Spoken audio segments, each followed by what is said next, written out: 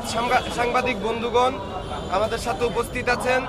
গত পরশু এবং গতকালকে হামলায় আহত আমাদের সহযোদ্ধারা, তাদেরকে সাথে নিয়েই আমরা আজকে আপনাদের সামনে এসেছি।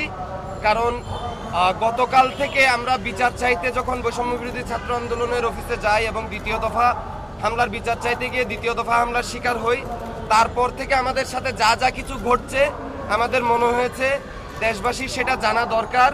জুলাই অভ্যুত্থানে যারা যারা আমরা অংশগ্রহণ করেছিলাম তাদের এই ঘটনাগুলো জানা দরকার। প্রথমত গতকাল সকাল থেকে ডেমরাতে যেই হামলার ঘটনা ঘটেছিল সেটাকে যাত্রাবাড়ির বৈষম্য বিরোধী আন্দোলনের দুই গ্রুপের হাতাহাতি বলে প্রচার করা হচ্ছে, কিন্তু এটা কোনো হাতাহাতির ঘটনা ছিল না। এটা ছিল একেবারে শত্রুতার জের ধরেই, পূর্ব শত্রুতার জের ধরেই একপাক্ষিক হামলা। এবং সেই হামলায় আহত নাইম হাফিজ প্রীতু ভাই আজকে এখানে উপস্থিত আছেন। আপনারা তার কাছ থেকে নিশ্চয়ই ওই ঘটনার আরো বিস্তারিত জানতে পারবেন। যখন এই ধরনের একটা সন্ত্রাসী কার্যক্রমকে বা হামলাকে দুই গ্রুপের হাতাহাতি বলা হয়, তখন আসলে হামলাকারীদেরকে আড়াল করে রেখে তাদেরকে শেল্টার দেওয়ার একটা প্রচ্ছন্ন প্রচেষ্টা চলতেছে, যেটা আমরা অনুধাবন করতে পারছি।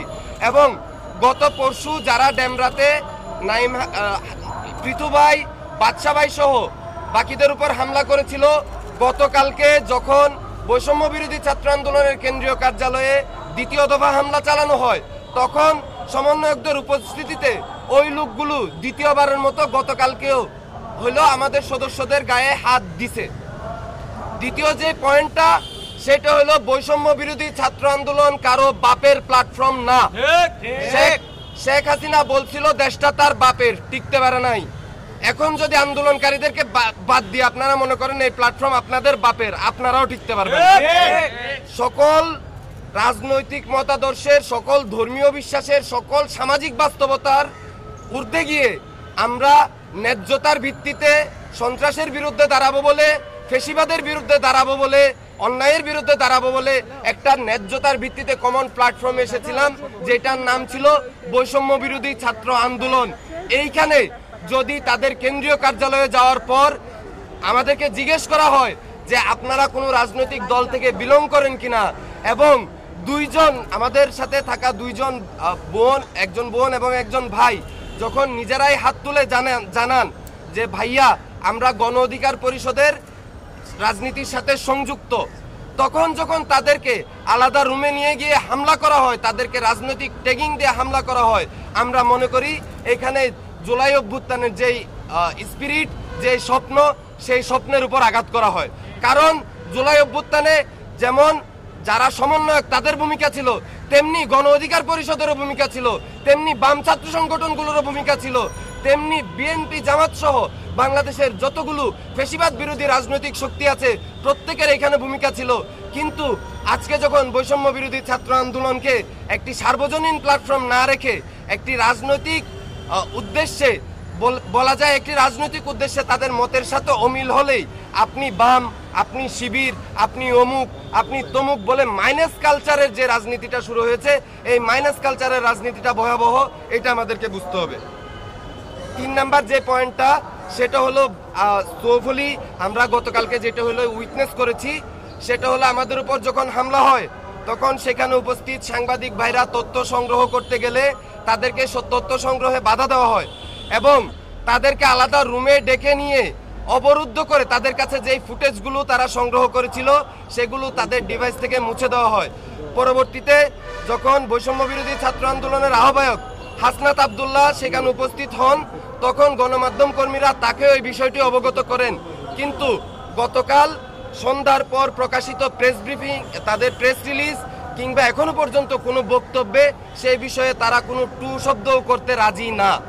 এভাবে যে আওয়ামী লীগ, যে ছাত্রলীগ গণমাধ্যমের গলা টিপে ধরতো, তাদের ন্যারেটিভের বাইরে কোনো তথ্য প্রচার করতে দিত না, এখন কি বৈষম্য বিরোধী ছাত্র আন্দোলন আওয়ামী লীগের, ছাত্রলীগের অনুপস্থিতিতে তারা কি ওই জায়গাটা রিপ্লেস করতে চায় কিনা, এই জায়গাটা তাদেরকে পরিষ্কার করতে হবে। আরেকটা পয়েন্ট সেটা হলো গতকালকে আমাদের শিক্ষার্থীরা সেখানে, আমাদের শিক্ষার্থীরা সেখানে, শিক্ষার্থী ভাইরা সেখানে যায় গত পরশু রাতে ঘটে যাওয়া হামলার বিচারের দাবিতে। তারা সেখানে গিয়ে শান্তিপূর্ণভাবে বসে থাকেন। আমাদেরকে জানানো হয়েছিল যে 2টায় বৈঠক অনুষ্ঠিত হবে। আমরা 2:30টা পর্যন্ত অপেক্ষা করি, দেখি যে আমাদেরকে বাদ দিয়ে এই ভিতরে আলোচনা চলছে এবং আমরা বারংবার যোগাযোগ করা হলেও ভিতর থেকে কোনো রেসপন্স আমরা পাই নাই। এর প্রেক্ষিতে সেখানে উপস্থিত ছাত্র জনতা ক্ষিপ্ত হয় যে জুলাই আন্দোলনে যারা যাত্রাবাড়িতে সামনে থেকে নেতৃত্ব দিয়েছে তাদের উপর হামলার যদি আপনারা কোনো সুরাহা করতে না পারেন এবং সন্ত্রাসীদেরকে যদি আপনারা কেন্দ্রীয় কার্যালয়ে এনে শেল্টার দিয়ে রাখেন তাহলে এই কেন্দ্রীয় কার্যালয় চালানোর আপনাদের দরকার নাই, সেটা বলে তারা বাইরে থেকে কেন্দ্রীয় কার্যালয়ের শাটার নামাই দিতে উদ্যত হন। এখন এখানে তর্ক হইতে পারে যে শাটার নামানো উচিত ছিল কি ছিল না, সেটা নিয়ে তর্ক হইতে পারে, কিন্তু এগুলো কোনো কিছুই কালকে যে বেধড়ক মারটা আমাদের শিক্ষার্থীদেরকে মারা হয়েছে, আমার পাশে মাসুদ ভাই আছেন যার মাথায় 22টা সেলাই কখন লাগে বুঝেন? যখন একটা মানুষকে মেরে ফেলার নিয়ত নিয়ে পিটায়। হাসিম মল্লিক ভাই আমার পাশে আছেন, হাসিম মল্লিক ভাইকে মেরে ফেলার নিয়তে পিটানো হয়েছে। একটা মানুষের মাথার অবস্থা দেখতেছেন। এরা ছাত্রলীগের প্রেতাত্মা এদের মধ্যে ভর করছে। এরা ক্ষমতার কাছাকাছি গিয়ে এরাও ছাত্রলীগের পদাঙ্কই অনুসরণ করতেছে। তারা চাইতেছে না তাদের কোনো ভিন্ন মত থাকুক। নাইমুল আবেদিন ভাই প্রথমে আসলেন, রাজনৈতিক ট্যাগিং দিয়ে পোলাপাইনরে পিটাইলেন। পিটানোর পরে আমরা যখন সদস্যদেরকে হাসপাতালে নিলাম, হাসপাতালে ভর্তি করলাম, এর ভিতরে কিন্তু নাইমুল আবেদিন ভাই তাদের তথ্য মতেই আর কি, তাদের পোলাপানের তথ্য মতেই নাইমুল আবেদিন ভাই এর মধ্যে 2টা মিটিং করছেন সন্ধ্যার মধ্যে। উনি নিচে নামছেন, ওই হাত দিয়ে উনি চা সিগারেট খেয়েছেন। সন্ধ্যার পরে ম্যাজিক্যালি হুট করে ওনার হাতে ব্যথা জেগে উঠছে, ওনার হাতে ফ্র্যাকচার দেখা দিচ্ছে। শুনেন, আমরা এই ধরনের ঘটনা আগেও দেখছি, 5 তারিখের পর আরো একটা দেখছি। এই যে স্টুডেন্টস ফর সভারেন্টি নাম দিয়ে পাহাড়ি শিক্ষার্থীদের উপর হামলা করে যে ফেক ব্লাড সহ ব্যান্ডেজ বাইন্দা ভিকটিম সাজা, নিজে হামলা করে নিজে ভিকটিম সাজা, এগুলো নতুন কিছু না, আমরা এগুলো আগে থেকেই ধরতে পারি। এই নাটকগুলো আর কইরেন। আমাদের আরেকজন ভাই এখানে উপস্থিত আছেন, মাসুদ গতকালকে হামলার পরে হামলার শিকার হয়েছেন। উনি হামলার পরে যখন আপনাদের গণমাধ্যম কর্মীরা তার কাছ থেকে তার প্রতিক্রিয়া জানতে চায়, সে রূপায়ণ টাওয়ারের নিচে দাঁড়িয়েই সাংবাদিকদেরকে তার প্রতিক্রিয়া জানায় এবং সেইখান থেকে যখন সে রিকশায় করে ঢাকা মেডিকেলের উদ্দেশ্যে রওনা হয়, তাকে রিকশা থেকে টেনে হিঁচড়ে নামিয়ে তাকে পুনরায় মারধর করা হয় এবং তাকে জঙ্গি সহ বিভিন্ন আপত্তিকর শব্দ ব্যবহার করা হয় তার সামনে। ওনার দাড়ি ধরে টান দেওয়া হয়। উনি একজন প্র্যাকটিসিং মুসলিম, ওনার দাড়ি ধরে টান দেওয়া হয়, ওনার টুপি মাথা থেকে খুলে ফেলে দেওয়া হয়, বলা হয় উনি একজন জঙ্গি। এবং আমরা আহত শিক্ষার্থীদেরকে, আমাদের আহত ভাইদেরকে নিয়ে ঢাকা মেডিকেলে দৌড়াদৌড়ি করছি, তখন হুট করে দেখি একটা প্রেস রিলিজ দিয়েছেন তারা। সেই প্রেস রিলিজে কিছু কিছু ঘটনার কোনো উল্লেখ নাই। সেই ঘটনাগুলো উল্লেখ করা আমাদের জন্য জরুরি বলে আমরা মনে করতেছি। পয়েন্টগুলো একটু মন দিয়ে শুনবেন। প্রথমত, এই যে ঘটনাটা গতকালকে যে প্রেস রিলিজ, সেখানে ঘটনার সূত্রপাত কোথা থেকে সে বিষয়ে কোনো বক্তব্য নাই। ডেমরাতে যে একটা হামলা হয়েছিল সেই ব্যাপারটাকে 2 গ্রুপের হাতাহাতি বলে নরমালাইজ করার যে একটা চেষ্টা চলতেছে, সন্ত্রাসকে নরমালাইজ করার যে একটা চেষ্টা চলতেছে, এটা আমরা স্পষ্ট বুঝতে পারতেছি। আমরা বলতেছি যে ঘটনার সূত্রপাত ছাড়া, যেখান থেকে ঘটনা শুরু হয়েছে সেটা ছাড়া পুরা ঘটনাকে আসলে জাজ করা যায় না। আপনারা ওইটা বাদ দিয়ে বাকি ঘটনাটা জাজ করতে যায়েন না, তাতে আপনাদের বায়াসড অপিনিয়ন ক্রিয়েট হবে। 2 নাম্বার যে পয়েন্টটা, সেটা হলো গতকালকে সকালে আমাদেরকে অ্যাপ্রোচ করা হয় যে 2টায় যাত্রাবাড়ি, ডেমরা সহ বিভিন্ন জোন নিয়ে তারা বসবেন, তারা আমাদের সাথে আলোচনা করে একটা সমাধানে আসবেন। কিন্তু তাদের প্রেস রিলিজে তারা একবারের জন্য এই ঘটনাটা উল্লেখ করেন নাই যে তারাই বলছিলেন আমাদেরকে কালকে সেখানে যাইতে। তৃতীয় যে পয়েন্টটা, সেটা হলো ভাই, আমরা একসাথে জুলাই আন্দোলন করেছি, আমাদের সদস্যদের উপর হামলা হয়েছে, তারপরেও আমাদের কাছে একটা ভরসা ছিল যে না, আমরা যেহেতু একসাথে আন্দোলন করেছি, আমরা একসাথে বসলে আলোচনার মাধ্যমে এটার যে একটা যৌক্তিক বিচার, কারা কারা দায়ী সেটা আমরা খুঁজে বের করে যারা আসলেই দায়ী তাদেরকে বিচারের সম্মুখীন করতে পারবো। কিন্তু আমরা যেই মুহূর্তে আলোচনার দিকে যেতে চাই, সেই মুহূর্তে যখন তারা একটা প্রেস রিলিজে আমাদের আহত ভাইদেরকে আমাদেরকে বিপদগামী বলে ঘোষণা দিয়ে দেন, তখন আসলে তারা আলোচনার যে মিনিমাম সম্ভাবনাটা ছিল সেই সম্ভাবনাটা আসলে নিজেদের পক্ষ থেকে খারিজ করে দেন। এবং দেখেন, আমার আশপাশে আহত ভাইদের চেহারাগুলো দেখেন। আমাদের 21 জন শিক্ষার্থী গতকাল আহত হয়েছেন, 4 জন গত পরশু আহত হয়েছেন, এই 25 জনের যে মর্মান্তিক অবস্থা, এর প্রতি মিনিমাম দরদ, মিনিমাম দায় আমরা বৈষম্য বিরোধী ছাত্র আন্দোলনের প্রেস রিলিজে খুঁজে পাই নাই, যেটা আমাদেরকে অত্যন্ত মর্মাহত করছে। যে জুলাই আন্দোলনের যোদ্ধারা মাথায় সেলাই নিয়ে হাসপাতালের বেদে কাতরাচ্ছে, তাদের কিচ্ছু যায় আসে না, তারা নাকি জুলাই স্পিরিটের রক্ষক। পরবর্তীতে আমরা যখন হাসপাতালে আমাদের আহত ভাইদেরকে হলো ভর্তি করে দেই, এবং তখন যখন আমরা প্রেস রিলিজটা পাই, তখন আমরা আসলে বুঝতে পারি যে না, এই মুহূর্তে যদি আমরা আমাদের অবস্থান ক্লিয়ার না করি, তাহলে এইখানে ট্যাগিং এর রাজনীতি, এখানে ফেসবুক ট্রোলিং এর রাজনীতি করে আমাদেরকে বিতর্কিত করে ফেলা হবে। সেই জন্য আমরা ঢাকা মেডিকেলের ইমার্জেন্সির সামনেই একটা প্রেস ব্রিফিং এর ঘোষণা করি, এবং আপনাদের অনেকেই সেখানে উপস্থিত ছিলেন। আপনাদের উপস্থিতিতেই আমরা প্রেস ব্রিফিংটাতে আমাদের যে বক্তব্য সেটা উপস্থাপন করি, যে যাদেরকে আমরা এর আগ পর্যন্ত এই ঘটনার সুরাহার জন্য খুঁজে পাচ্ছিলাম না, প্রেস ব্রিফিং করার পর থেকে হঠাৎ করে তারা আমাদের সাথে যোগাযোগ করতে শুরু করেন, এবং তারা রাতের মধ্যে সমস্যা সমাধানের বিভিন্ন ধরনের আশ্বাস দিতে শুরু করেন বিভিন্ন মহল থেকে। এর ভিতরে বেসরকারি দায়িত্বপ্রাপ্ত মুন্না, ওনাদের কেন্দ্রীয় নেতা, তিনি আমাদেরকে জানান যে বৈষম্য বিরোধী ছাত্র আন্দোলনের সদস্য সচিব আরিফ সোহেল ভাই রাত 11টায় শেখ বুরহানুদ্দিন পোস্ট গ্রাজুয়েট কলেজে আমাদের সাথে বসবেন, এবং কারা কারা দায়ী, তাদের বিরুদ্ধে কি কি ব্যবস্থা নেওয়া যায় সে বিষয়ে আমাদের সাথে আলোচনা করবেন। আমরা সেখানে যাই, এবং রাতের প্রায় 12টা পর্যন্ত আমরা সেখানে অপেক্ষা করি। এর ভিতরে আমাদেরকে 5 মিনিট লাগবে, 10 মিনিট লাগবে বলে বিভিন্নবার ঘোরানো হয়, এবং শেষ পর্যন্ত গিয়ে 12টার সময় যখন আমরা দেখি যে না, কেন্দ্রীয় নেতাদের কেউ বা গুরুত্বপূর্ণ কেউ এখন উপস্থিত হচ্ছেন না, বা সেই ধরনের প্রস্তুতি আমরা খুঁজ পাচ্ছি না, আমরা তখন বুঝতে পারি যে না, এটা আসলে সমস্যা সমাধানের জন্য আমাদেরকে এখানে ডাকা হয় নাই, বা ন্যায় বিচার একসাথে আমরা ন্যায় বিচারের জন্য লড়াই করবো এই জন্য আমাদেরকে ডাকা হয় নাই। আমাদেরকে আশ্বাসের মূলা ঝোলানো হয়েছে, যাতে আমরা যে বলেছিলাম গতকাল রাতে আমরা মামলা করতে যাব, সেই মামলার ব্যাপারটাকে একটু ডিলে করা যায়, তারা যেন পাল্টা একটা বক্তব্য রেডি করার, সন্ত্রাসীদেরকে শেল্টার দেওয়ার নতুন একটা পদ্ধতি খুঁজে বের করতে। এই ধরনের যে প্রতারণা জুলাই অভ্যুত্থানের প্ল্যাটফর্মের পিছনে দাঁড়িয়ে জুলাই আন্দোলনকারীদের সাথে প্রতারণা, আমরা এর তীব্র নিন্দা জানাই।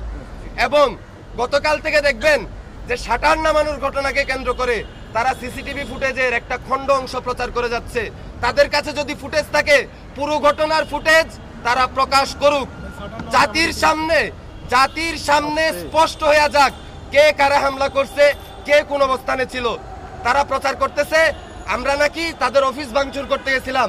ভাই, আপনারা যে ফুটেজ প্রচার করতেছেন সেখানেই দেখা যাচ্ছে আমরা অফিসের বাইরে দাঁড়িয়ে আছি, বাইরে থেকে আমরা শাটার নামাই দিচ্ছি। বলেন, বাইরে থেকে যদি আমি শাটার নামাই দিই, ভিতরে আমি ভাঙচুর করব, এগুলো কোথাকার কি মাল খায়া চিন্তা ভাবনা করেন ভাই?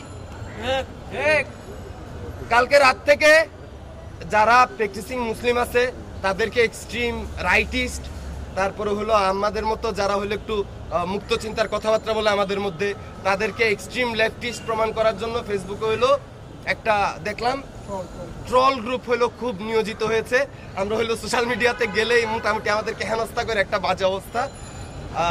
তো এর ভিতরেই আমরা আছি, এই প্রচন্ড কেওসের মধ্যেই আমরা আছি। আমরা গতকাল রাতে যেহেতু অনেক দেরি হয়ে গিয়েছিল, আমাদেরকে আশ্বাস দিয়ে অনেক দেরি করে ফেলা হয়েছিল, আমরা গতকাল রাতে মামলার জন্য আগাইতে পারি নাই। আমরা মামলার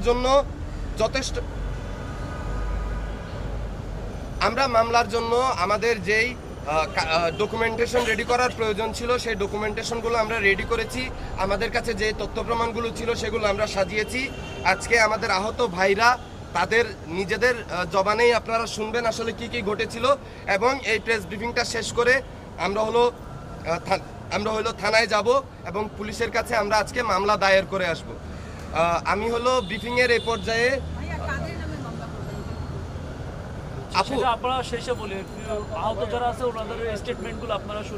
আপু আমরা হলো মামলার নথিপত্র গণমাধ্যমের কাছে দিয়ে দিব। আমাদের কাছে যে তালিকাটা আছে আমরা আশঙ্কা করছি যে সেই তালিকাটা যদি আমরা এখনই প্রকাশ করি, কালকে যেমন হয়েছে আর কি, যে আমরা প্রেস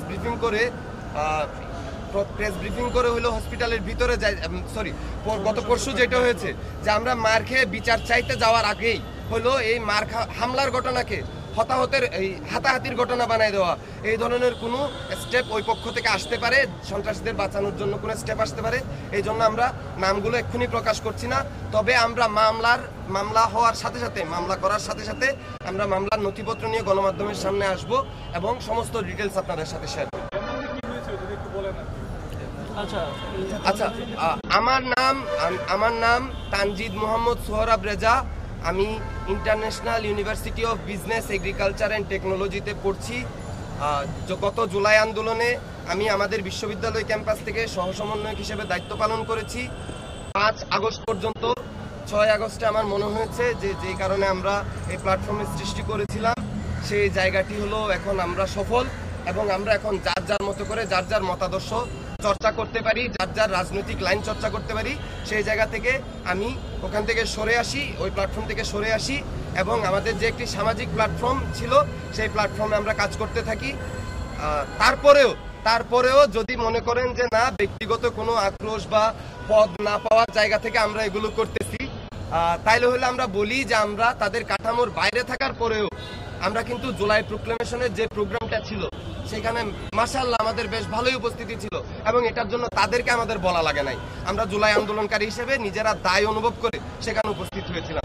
এবং গতকাল থেকে যেটা চলতেছে যে কেউ তাদের বিরুদ্ধে গেলেই তাকে একটা রাজনৈতিক দলের ট্যাগ লাগিয়ে দেওয়া, এইটার বিরুদ্ধেই তো আমরা জুলাই অভ্যুত্থান করেছি। যে রাজনৈতিক দলের ট্যাগ লাগিয়ে দিয়ে ডিহিউম্যানাইজেশন করে শিবির ট্যাগ লাগাইয়া মানুষ খুন, হামলা, এগুলোর বিরুদ্ধেই তো আমরা দাঁড়াইছিলাম। এখন যদি আপনি আন্দোলনের প্ল্যাটফর্ম থেকে এগুলো করেন তখন কিন্তু আপনারা বিতর্কিত হন না, বিতর্কিত হয় আমাদের সেই সম্মিলিত প্ল্যাটফর্ম। এবং এই সম্মিলিত প্ল্যাটফর্মকে বিতর্কিত করার কোনো অধিকার কোনো ব্যক্তির নেই। এখন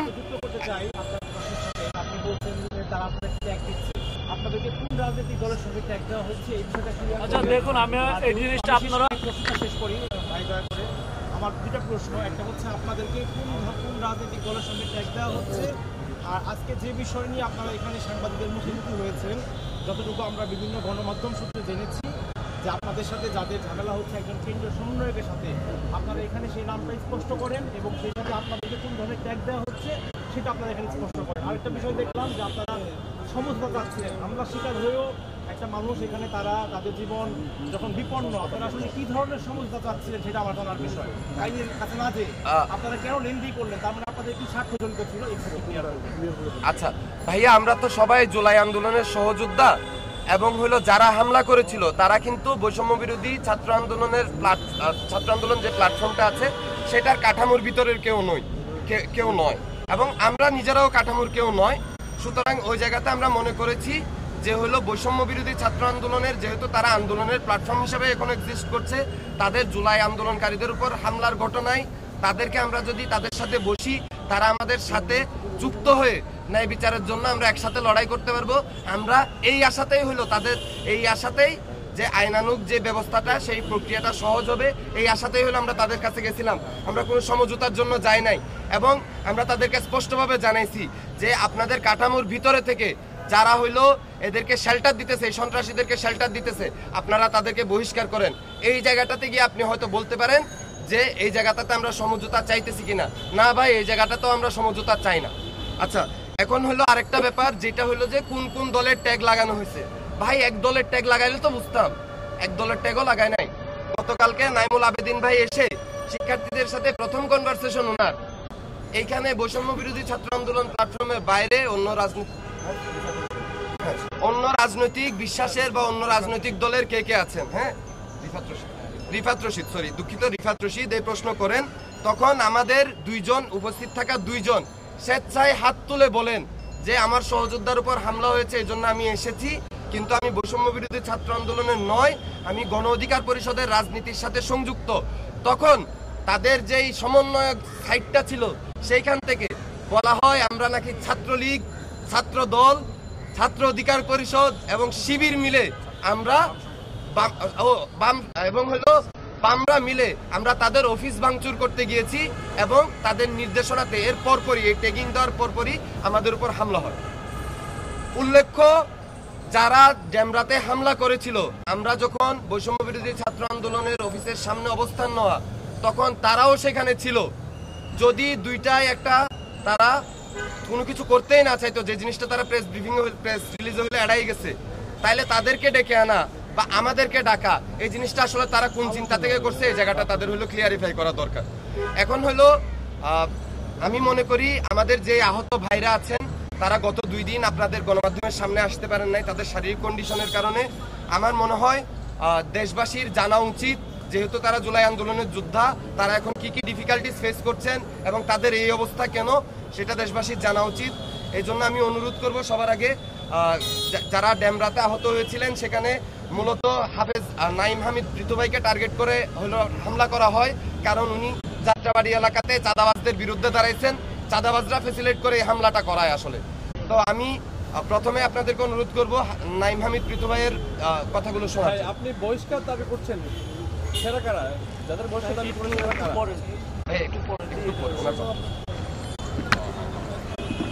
আসসালামু আলাইকুম। আমি জোরে বলতে পারছি না, কারণ আমি করতে পারি না পুরোপুরি। আমার মুখের এই কাজটা পুরোটাতে হচ্ছে, যতটুকু সম্ভব আমি চেষ্টা করছি। ড্যামরাতে গত 20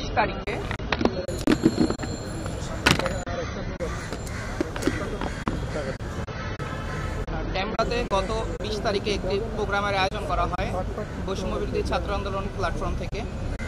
আমি ব্যক্তিগতভাবে 2018 সাল থেকে কোটা সংস্কার আন্দোলন এবং তার পরবর্তীতে নিরাপদ সড়ক আন্দোলন সহকারে প্রত্যেকটা ফ্যাসিবাদ বিরোধী আন্দোলনে যুক্ত ছিলাম। মোটামুটি সম্মুখের সারিতে সবসময় থাকা হয়েছিল বড় ভাইদের সাথে। কাঞ্জিত ভাই বসে আছে আমার পাশে। তো ওইখানে হচ্ছে আমাদেরকে ডাকা হয়, একটি মিটিং আয়োজন করে যারা হচ্ছে আমরা থানার প্রতিনিধি আছে ওরা,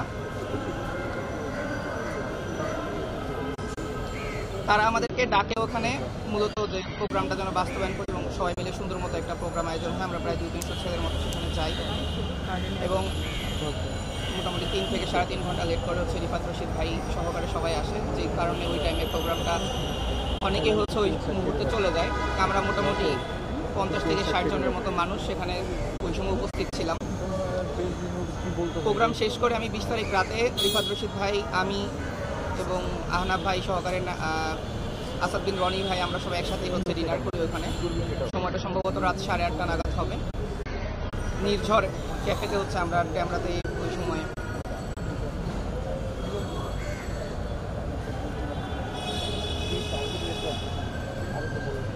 তো আমরা ওই জায়গার মধ্যে তখন আমরা ওই প্রোগ্রাম শেষ করি এবং শেষ করে আমরা সেখান থেকে হচ্ছে বের হই। বের হওয়ার পরবর্তীতে আমার সাথে বাল্যবন্ধু মাসুদ হচ্ছে তারা ওখানে ছিল। তো হঠাৎ করে আমি দেখতে পারি যে আমার সাথে মোটামুটি আমার ব্যাচেরই প্রায় 16-17 জন ওরা হচ্ছে একসাথে আমার সাথে হাঁটছে। আমি তখন তাদেরকে জিজ্ঞাসা করি যে এত মানুষ আমার সাথে এই মুহূর্তে একত্রিত হওয়ার কারণ কি। তো তখন হচ্ছে মাসুদ জানায় যে আমি হচ্ছে প্রোগ্রামের ভিতরে একটা ছেলে আমাদের টেবিলের পিছনে এসে বলতেছিল যে আজকে পৃথিবী হচ্ছে মেরে ফেলবো, সবাই রেডি হোক। তো তারা আমাকে চেনে না, যেহেতু মাসুদ সবসময় হচ্ছে খুব ব্যাক সাইডে কাজ করতো, কখনোই ফ্রন্ট লাইনে ছিল না। আর আমি যেহেতু সবসময় আন্দোলনের বড় ভাইদের সাথে ছিলাম এবং ওই দিনও আমি স্টেজেই ছিলাম, আমি পুরোটা সময় ধরে হচ্ছে স্টেজ সামলাচ্ছিলাম। তো আমি শোনার সাথে সাথে ওই সময় হচ্ছে মাসুদ কল দিয়ে সজীব ভাই সহকারে আরও কয়েকজন ভাইকে অনুরোধ করে, যারা হচ্ছে তাদের হয়তো পলিটিক্যালি একটা ব্যাকগ্রাউন্ড আছে। তো জাস্ট হচ্ছে এরিয়ার ভাই ব্রাদার হিসেবে তাদেরকে মাসুদ কল করে ইনস্ট্যান্ট যে ভাই আমরা এখানে আছি এবং এরকম কিছু শুনতে পাচ্ছি, যেটা আমি পরবর্তীতে শুনি। তো আমরা জাস্ট নির্ঝর থেকে বের হই। তখন আমি বলি যে আল্লাহ ভরসা, এরকম নিয়ে কোনো টেনশন নেই। তখন রিফাত রশিদ ভাই সবাই বিল্ডিংয়ের নিচেই ছিল। তো আমরা সবাই আলোচনা করি এবং আলোচনা শেষে আমি বলি যে ভাই তাহলে আমি তো বিদায় নেই, আমার সাথে অনেকে জড়ো হয়ে গেছে, আমি তো জানতাম না এত সবাই আছে। আমরা ওখান থেকে জাস্ট আগাই, 2 মিনিট হবে আগাই, তারপরেই হঠাৎ করে দেখতে পারি যে বেশ কিছু ছেলে হচ্ছে আমাকে ঘিরে ধরে যে ভাই তুমি তো এদিকে আসো। বয়স অনেক ছোট হবে, তো আমি তাদেরকে বলি ভাই সমস্যাটা কি আপনি বলেন। তো কোনো কিছুই তারা আসলে ক্লিয়ার করে বলে না, আপনি এদিকে আসেন, আপনি এদিকে আসেন। তো তখন হচ্ছে ওরা আমাকে টান দিয়ে, আমার সাথে যারা ছিল আমাকে টান দিয়ে নিয়ে সেখান থেকে হেঁটে স্টাফ কোয়ার্টার একদম লেগুনার যে স্ট্যান্ডটা আছে, লেগুনা স্ট্যান্ডে আমাকে নিয়ে চলে আসে এবং এসেই হচ্ছে সেখানে লেগুনাতে আমাকে তুলে দেয়। যেহেতু আমার সাথে প্রায় 16-17 জন ছিল, পুরো লেগুনা আমরা ভরে যাই, 2 জন দিকে দাঁড়িয়েছিল। তো ওরা জাস্ট বলে যে ড্রাইভার সাহেব আপনি লেগুনাটা ছেড়ে দেন। এমন তো অবস্থায় হচ্ছে পুরো লেগুনাকে ঘিরে ধরে এবং ঘিরে ধরে ওইখান থেকে হচ্ছে আমাকে সবাই নামাইতে বলে যে ওরে নামাও। আমার আশেপাশে কাউকে কোনো কিছু না, জাস্ট করে নামাও। আমাকে হাত ধরে টানাটানি করতে থাকে এবং এক পর্যায়ে হচ্ছে আমার হাত থেকে মোবাইল টান দেয়। তখন আমি ওইখান থেকে মোবাইলটা ছিনিয়ে নিই। তো আমার মোবাইল ছিনিয়ে নেওয়ার সাথে সাথে মোবাইলটা হচ্ছে লেগুনার ভিতরে পড়ে যায়। আমার সহযোদ্ধাদেরই একজন হচ্ছে সেখান থেকে মোবাইলটা নেয়। তো আমাকে লেগুনা থেকে হচ্ছে জোরপূর্বকভাবে নামানো হয় এবং নামানোর সাথে সাথে হচ্ছে এলোপাথারি প্রায় 20-25 জনের মতো ছেলে হবে যারা আমাকে মার শুরু করে এবং এলোপাথারি মারতে থাকে। ওই জায়গাটা অনেক অন্ধকার, আপনারা একবার গিয়ে দেখে আসতে পারেন। এবং এলোপাথারি মার দেওয়ার পরে আমি জাস্ট চিনছি না কাউকে, আমি তখন বলতে থাকি ভাই তোমরা কি বা কেউ আমাকে মারছো। এমন অবস্থায় রিফাত হোসেন ভাইয়ের গাড়ি, যেহেতু রিফাত হোসেন পিছনে ছিলেন, তার গাড়িটা হচ্ছে ওই দিক দিয়ে ঢুকতে থাকে। আমাদের একজন সহযোদ্ধা ওইখানে ইনস্ট্যান্ট হচ্ছে যায় রিফাত রশিদ ভাইকে ডেকে নিয়ে আসার জন্য, যে ভাই এখানে হামলা হয়েছে আমাদের উপরে। এমন তো অবস্থায় আমার উপরে ধারালো কোনো কিছু দিয়ে হচ্ছে আমার বুকের উপরে সরাসরি টান দেওয়া হয়। আমি পাঞ্জাবি এখনো চেঞ্জ করি নাই, এখান থেকে হচ্ছে আমাকে পুরো পাঞ্জাবি ছিঁড়ে যায়। আমার যেই সহযোদ্ধারা থাকে ওরা ওই টাইমে হচ্ছে আমাকে সর্বোচ্চ সেফটি দেওয়ার চেষ্টা করে এবং তাদের মধ্যে বেশ কয়েকজন আহত হয়ে যায় ওই টাইমেই। রিফাত রশিদ ভাই আসে অর্ধেক মানে ব্রিজের নিচে, তখন আমার ওইখানে পুলিশ উপস্থিত ছিল, জনমানুষ উপস্থিত ছিল, সকলে উপস্থিত ছিল, শুধু আমার উপরে হামলা হয়। তখন আমাদের যারা আমার সাথে ছিল ওরা আমাকে নিয়ে যায় রিফাত রশিদ ভাইয়ের কাছে। রিফাত রশিদ ভাই জাস্ট আমাকে দেখে বললো আমি পুলিশে কল দিচ্ছি, বলেই হচ্ছে সে গাড়িতে উঠে যায় এবং গাড়িতে উঠে সে গাড়ি নিয়ে সাথে সাথে তৎক্ষণাৎ চলে যায়। এবং ওই সময় আমি পুরো আহত একটা অবস্থায় আছি। উনি চলে যাওয়ার সাথে সাথে আমাকে দুইজন ছেলে এখানে আছে, জুবাইর, ও আমাকে হসপিটালে নিয়ে যেতে চায়। ওইখানে একটা মার্কেট আছে, ওখানে একটা হসপিটাল আছে। ততক্ষণে হচ্ছে আমার সহযোদ্ধা আমাকে না পেয়ে ওরাও মোটামুটি অবস্থান জায়গাটা থেকে চলে যায়। আমাকে তৃতীয় দফায় আবারও হামলা করা হয় এবং সেই সময় আমাকে ভারী কিছু দ্বারা এইখানে এত জোরে আঘাত দেওয়া হয় যে আমি ওইখানে হচ্ছে পড়ে যাই। এবং এখন পর্যন্ত আমি ওই দিন রাত্রে খাওয়ার পরে আমি এখন পর্যন্ত ভারী কোনো খাবার খেতে পারছি না। আমি এখনো হসপিটালে ভর্তি, মুগদা হসপিটালে। আমাকে সেখান থেকে লিখিত দিয়ে এই কনফারেন্সের জন্য নিয়ে আসা হয়েছে এবং ওইখান থেকেই হচ্ছে যে ছেলেটা সর্বশেষ আমাকে মারে তাকে আমি চিনি, তার নাম হচ্ছে এনাম। আমি মূলত ওর কাছে ওই সময় যাই যে আমার সাথে কেউ নাই দেখে, যে ভাই আমি তো তোমাকে চিনি, তো আমাকে কে হামলা করতেছে, তুমি একটু আমার সাথে দাঁড়াও। এবং তাৎক্ষণিক ওই এনামই হচ্ছে একদম আমার ক্লোজ রেঞ্জে থাকে, যার কারণে সে আমাকে পুরোপুরি ওই জায়গা থেকে মারতে পারে। এবং তার পরবর্তীতে আমি ওখান থেকে চলে আসি, আমাকে হচ্ছে নিয়ে আসা হয়। আমাকে নিয়ে আসার পরে প্রথমে আলবারাকা হসপিটালে নিয়ে যাওয়া হয়, সেখানে আমাকে রাখা হয় না। তারপরে সুপ্রিমে নিয়ে যাওয়া হয়, সেখানেও আমাকে রাখা হয় না। তারপরে আমাকে নিয়ে পপুলারে যাওয়া হয় এবং পপুলারে জাস্ট আমাকে এক্সরেটা করে ইনস্ট্যান্ট। আমার সাথে যারা ছিল যে পুরো মাথার যেন আমার কোনো ফ্র্যাকচার আছে কিনা সেটা দেখার জন্য এক্সরে করে এবং এক্সরের পরবর্তীতে হচ্ছে আমাকে এই মুগদা হসপিটালে ট্রান্সফার করা হয়। তখন পর্যন্ত আমি যতটুকু ছিলাম, আমি যাদের দেখেছি সহযোদ্ধারা সবাই মোটামুটি আমাকে নিয়ে আলোচনা শুরু করে দেয় এবং তারা হচ্ছে ওই সময়ে হচ্ছে পোস্ট করতে থাকে আমাকে নিয়ে। তারই ধারাবাহিকতায় যেহেতু আমি 18 সালের একজন আন্দোলনকারী, 18 থেকে 24 পর্যন্ত আমি আন্দোলনে ছিলাম পাশে, আমার অনেক সহযোদ্ধারা মর্মাহত হয় এবং তারই প্রেক্ষিতে 2টার সময় যখন তাদের সাথে ডাকা হয় তাদেরকে এসে বলে যায় কোনো একজন যে আপনারা 2টার সময় আসবেন। আমি নামটা মনে নেই, সম্ভবত মাঝার ভাই, ওদেরকে বলে আসে যে 2টার দিকে হচ্ছে আপনি আসবেন, আপনারা সবাই আসবেন। তারই প্রেক্ষিতে 20 তারিখ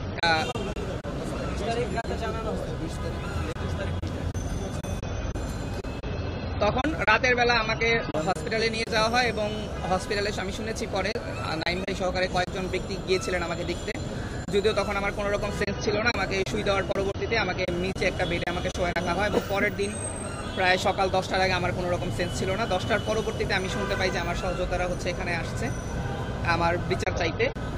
এই ছিল মানে আমার জায়গা থেকে আমার ঘটনার বর্ণনা। এবং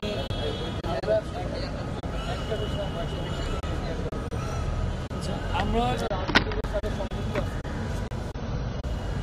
অতি দুঃখের সাথে জানানো লাগছে আমি কোনো পলিটিক্যাল কোনো দলের সাথে এই মুহূর্তে কোনোভাবে কোনো যুক্ত নেই। তবে 2018 সালে কোটা সংস্কার আন্দোলন করার অবস্থায়, কোটা সংস্কার আন্দোলন পরবর্তী সময়ে ছাত্র অধিকার পরিষদের সাথে আমার সংযুক্ততা ছিল। তবে যখন সেটা পলিটিক্যাল পার্টি হিসেবে রান করে তার আগেই আমি সেখান থেকে বের হয়ে চলে যাই এবং বর্তমানে আমি একজন সামাজিক সংগঠন হিসেবে কাজ করছি। বৈষম্যবিরোধী ছাত্র আন্দোলনের আমি যাত্রাবাড়িরই একজন। কালকে রাতে আপনারা এরপর থেকে এখন পর্যন্ত এসে আগামী দিন কি আপনাদের আচ্ছা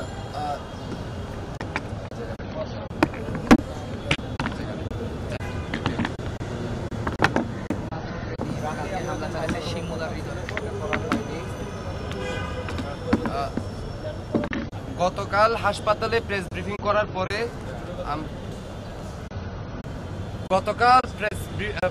করার পরে আমরা বৈষম্য বিরোধী ছাত্র আন্দোলনের অফিসের নিচে যাই। তখনও আমাদের আশা ছিল যে তারা নিচে আসবেন, তারা আলাপ করবেন এবং তাদের যারা যারা সংযুক্ত ছিল, যে সমন্বয়কদের উপস্থিতিতে আমাদের উপর হামলা করা হয়েছে সেটার একটা বিচার তারা করবেন, সেই আশায় আমরা গিয়েছিলাম। পরবর্তীতে হলো সেখান থেকে আমরা বলি যে যেহেতু তাদের আমরা কোনো রেসপন্স পাইতেছি না, সেহেতু আমরা এখন মামলা করতে যাব। আমরা এই প্রেস ব্রিফিংটা করার পর থেকে বৈষম্য বিরোধী ছাত্র আন্দোলনের নানান প্যানেল থেকে নানানভাবে আমাদের সাথে যোগাযোগ করা হয় যে মামলা করো না তোমরা, আমরা আসতেছি, আমাদের সাথে বসো, আমাদের সাথে বৈশা তোমরা এই জিনিসটা হলো সমাধান করার চেষ্টা করো। এখানে তো যারা হইলে আছে, যারা হামলা করছে তারা প্ল্যাটফর্মের কেউ না, এই ধরনের বিভিন্ন বক্তব্য দেওয়া হয়। এবং সর্বশেষ বেসরকারি দায়িত্বপ্রাপ্ত মুন্না ভাই আমাদেরকে জানান যে হইলো বৈষম্য বিরোধী ছাত্র আন্দোলনের সেক্রেটারি আরিফ সোহেল ভাই আমাদের সাথে বসতে চান টিএসসিতে। তখন আমরা জানাই যে ভাই টিএসসিতে নয়, আমরা আপনাদের সাথে শেখ বুরহানুদ্দিন পোস্ট গ্রাজুয়েট কলেজে বসতে চাই। তখন ওই পক্ষ থেকে জানানো হয় যে হ্যাঁ, আমরা রাত 11টার মধ্যে সেখানে আসব, আপনারা সেখানে যান।